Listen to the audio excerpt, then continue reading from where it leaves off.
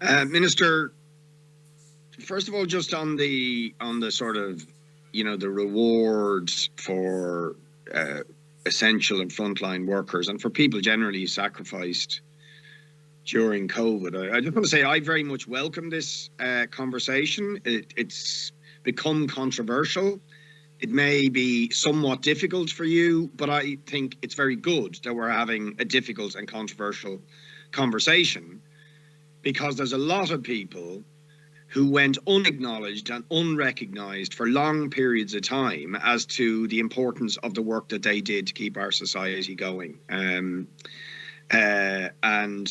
generally, I think the right approach in terms of the immediate recompense is the engagement that you're now talking about with the different groups. Because obviously different groups of workers, whether they're frontline health workers, most importantly, but also the public transport workers, the local authority workers, the retail workers, the carers, there's many different groups. They all have different experiences and have played different roles and have different difficulties and challenges, and we need to talk to them. And one example, I'll just give you an example, because I was particularly involved in it, but it's demonstrates something about how we need to actually listen to people on the ground, is the Dublin Bus Workers, where a proposal was put after all they did for us during COVID. A proposal was put by the NTA and the company, which would essentially fundamentally attack their conditions of employment and lead them to work much, much longer hours, because somebody dreamt up a plan for how to reconfigure Dublin bus services, but actually in the process destroy their quality of life. And they gave a resounding no to that. And I think that's an example of how you've got to listen to workers on the ground to see what their experiences. So I just say that. But beyond the immediate reward, I think a lot of people out there, whether they were on the front line or whether they just sacrificed terribly because they couldn't work, what they would be looking for is a longer term recognition of their importance, which was sometimes undervalued. The arts and musician is an obvious one. But there are many others. Our retail, supermarket workers are chronically low paid in many cases, suffer precarity, the issue of low pay more generally. So I'd be interested to see, are those sort of recognitions part of, as well as the short term, the longer term lessons we learn. And I would just add to that consideration on your part is some people who were under-recognised did a huge amount for us and sacrificed a lot for us and lost out in one shape or form during the thing. But others did very, very well. Some sectors of our economy saw profits go absolutely through the roof. And I just wonder, in the context of the budget, should there not be serious consideration, which some countries have, to a sort of COVID solidarity tax on those who did very well? So maybe you'd comment on that. On the health service, maybe you could be a bit more specific about the lessons you've learned in terms of the increased areas of expenditure that you're considering. We know our ICU levels were some of the worst as a proportion of population in Europe entering into COVID. Are we going to rectify that and get to the previously recommended levels? At least get up to the EU average? Are we going to get the public health teams up to, so we're not just responding in an emergency way and it's sort of desperately clambering, but get our public health teams up to the levels that they should be at? So there's a permanent increases in capacity. And all of these things were actually recommended pre-COVID, but we learned in some cases to our cost, if you like, what the cost can be if you don't have that capacity when you hit an emergency. So that's just, maybe you could say a little bit more about what the permanent areas of increased expenditure to deliver increased capacity in health are going to be. Can I also ask you to clarify on housing? The figure 4 billion is being bandied around per annum over the course of Housing for All. Is that direct exchequer funding? And precisely, can we have a little bit more detail on what this 4 billion is, where it's coming from? Is there, 4 billion additional, 4 billion in total to the department?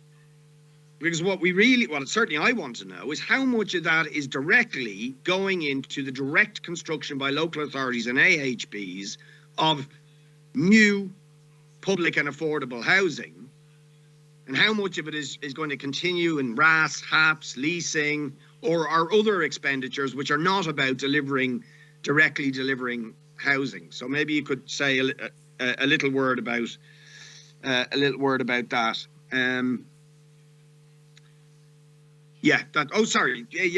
Lastly, there's a lot of borrowing to be done. I think it's justified to borrow in order to meet the challenges that we faced. But there is a danger in borrowing because you have to pay back. We have always argued, as you know, Minister, that we should be thinking more about taxing increased contributions in the area of profits, financial transactions, employers' PRSI, so that we, increase our revenues, but not at the expense of ordinary working people who've suffered so much during the last period. Have you drawn any conclusions about needing to rebalance our tax system in that sort of way, with, making corporations, the very wealthy, financial services and so on pay a bigger contribution in tax rather than to have to rely on a very high levels of borrowing? Thanks very much, Deputy Boyd Barrett. There's a lot to cover there, so I'll be as brief as I can, but as helpful as I possibly can. I think you're right to point out that in coming to an appropriate answer on the question of recognition, this isn't about the government having a conversation with itself, because we don't have all the wisdom on this issue, and our country's approach to COVID was characterised by a collective effort and by incredible solidarity by and large across the country. And so this is a complex and difficult issue. We recognise that there is a need for special recognition to be given for the efforts of so many people, and I think no one could dispute that frontline healthcare workers are at the very top of that tree in terms of the exposure and the work that they did, but others did an awful lot too and went above and beyond. And so it is challenging and it is complex, but we need to come up with an answer, and we will do that in a collaborative way. We do have a Labour Employer Economic Forum, the LEAF process, and I think that is a very suitable forum for us to discuss this issue in an open and honest way with trade union representatives, but also with employer bodies. And you touched on carers there, for example, and this is a point I made myself last week, because so many carers had to carry an enormous burden over the course of the pandemic when disability services overnight just stopped, were shut down on public health grounds, and carers had to provide 24/7 care, as many of them do. They will point out in normal times anyway, but a far greater number of them had to carry that. And I mean, how do you compensate and acknowledge the efforts of those people? It's impossible, really. You can't put a value on it, is the truth. I think the long-term legacy is better public services generally. That's certainly something that I and my party strongly believe in. I believe that the issue of working conditions and the issue of having a genuine appreciation for the role of people in society on whom we really rely. And I think we understood that in a very clear way over the course of the 18 months. And you mentioned a number of those sectors yourself there. So I think that whole agenda is one that the government is committed to, and we will make progress on in relation to low pay working conditions generally, and providing as much support and opportunity for people. In relation to health, the additional spending both last year and into the future will be first and foremost to build up the permanent capacity of the public health service. And last year, for example, the funding that we provided was sufficient to increase the number of acute beds in our hospital system by over 1,100.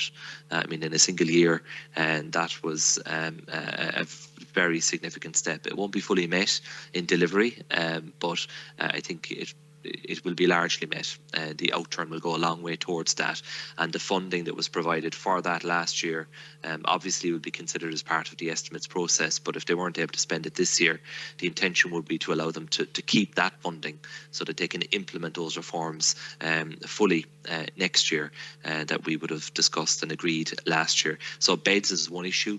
You mentioned about critical care capacity. That has to be a learning from COVID. If we are to be honest with ourselves, we did withstand the COVID challenge and the COVID surge, but at a price. And no country can take the risk of its public health service being overwhelmed because of capacity issues. So the government is committed to dealing with the capacity issue in acute bed care and also in critical care capacity over the period ahead. And I think we've made very good progress even in the midst of a global pandemic. In relation to housing, finally, so the specific allocation from the Exchequer to the Department of Housing will be confirmed on Monday when we publish the new National Development Plan out to 2030. And it's important to acknowledge that housing will be getting very significant increases, which will underpin the delivery of the Housing for All programme.